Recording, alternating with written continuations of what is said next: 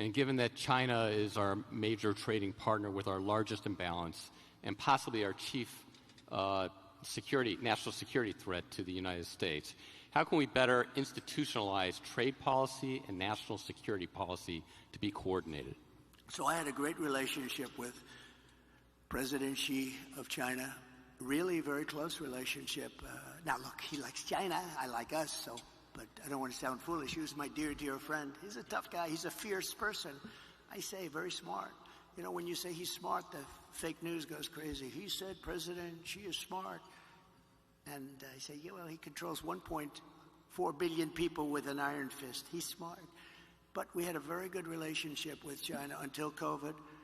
And when that came in, it was a whole different ballgame as far as I was concerned. You know, we made a great China trade deal, maybe better than the USMCA, and I'd never talk about it because what happened with COVID for the whole world, $60 trillion and, you know, deaths, 70 million, 60, nobody even knows how many deaths. And it all came out of Wuhan. So it changed my relationship. But I think I'll have a great relationship with China. I had one before. And they respected us, but they respected us because they no longer thought we were fools. They used to think we were fools because we built China. They would take over $500 billion a year and use it for their military and other things. And we got nothing out of that. We got some cheap product. You can buy 19 pencils instead of 2. Who the hell cares? You can buy 16 dolls for your daughter instead of 2 nice dolls. And we got very little out of that relationship. They got a tremendous military power, and they still have it today. So, but I believe we will have a very good relationship with China and with a lot of other countries that we're not getting along with too well today. And things are going to straighten out. We're going to get them straightened out very quickly. Very important that we get along with the rest of the world. You know, we have things today called nuclear weapons. I rebuilt our whole military, including our nuclear capability. And so I got very familiar with it. And, you know, I say this often because I had an uncle who was the longest serving, I believe the longest serving, I was told that by MIT, but he was there 39, I guess, or 41 years, longest serving professor in the history of MIT, and nuclear was something he knew a lot about. And we used to talk about it. I'd say, Uncle John, there's no way. He was telling me about this incredible power that was being unleashed potentially. And I say, Uncle John, you could never. And you know what? He was very modest because I've seen the destructive capability. And this world is going to have to get along because if that's ever unleashed, we already have too many countries that have at least remnants of it, some of it. But probably 5 countries, if you think. And Kim Jong-un, when I went to the White House after winning in 2016, I sat with President Obama, which is a ritual. And you sit and you talk. And I said, what's the biggest problem? He said, North Korea is the biggest problem. I don't think it's solvable. I said, have you tried calling him or talking to him? And actually, the answer was yes, and he wasn't responded to. But I did, and we were very safe. It started off a little rocky, if you remember. Little Rocket Man, I called him, and he called me things too. He's got a red button on his desk. I said, I have a bigger red button, and my red button works. I said, and then it started getting a little nicer, and then one day I got a call that they'd like to meet, and it was a great thing. We had a great meeting. We had 2 meetings, actually 2 great meetings, summits, and we had no problem with them. Now they have a problem because they're not liking this administration. They don't respect this administration at all. So we have to get along. We have to get along. We can't have World War III.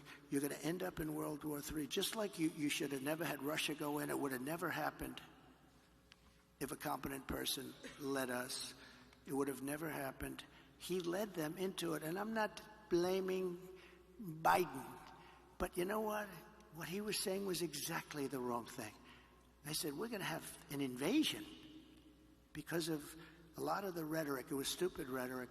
But it would have never happened, not only for that reason. Oil was down low.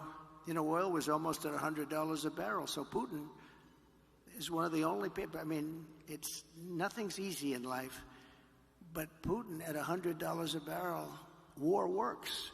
At $40 a barrel, it didn't work at all.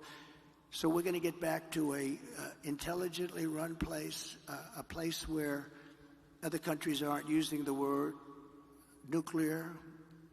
That word was never talked about during because I knew the power of it. And I talked to Putin about it. I talked to President Xi about it. I think we were going to do, you remember the talk where we were going to reduce nuclear capability substantially. All three of us, we're going to start it, we're going to reduce very substantially. And then we had the election, and after the election, they didn't talk about that or anything else, frankly. But we have to be very, very careful because the destructive capability of nuclear, when people talk about global warming, I say the ocean is going to go down 1/100th of an inch within the next 400 years. That's not our problem. Our problem is nuclear warming, and we better be smart, and we better have smart people at the top that know how to deal, because these people don't know how to deal. Putin came out today, he endorsed Kamala, and I didn't know, was I supposed to call him up and say, thank you very much, I appreciate it. But he endorsed Kamala. I have a feeling, I don't know. I don't know exactly what to say about that. I don't know if I'm insulted or he did me a favor. But we have to get along with the world. We can't have war because the destructive capability, you can be the head of the biggest bank wherever the hell Jamie is sitting. You can be the head of the biggest bank in the world, and a couple of nukes in your bank doesn't mean a thing. You gotta get along. This is such an important job. It's a dangerous job too. Very dangerous job. If you look at statistically, being president is very dangerous. That throbbing feeling I have. Oh, that throbbing feeling. No, it's a very dangerous job, and you have to do it right. And if you don't do it right, bad things will happen to the world. Things like you've never seen before. Okay, thank you.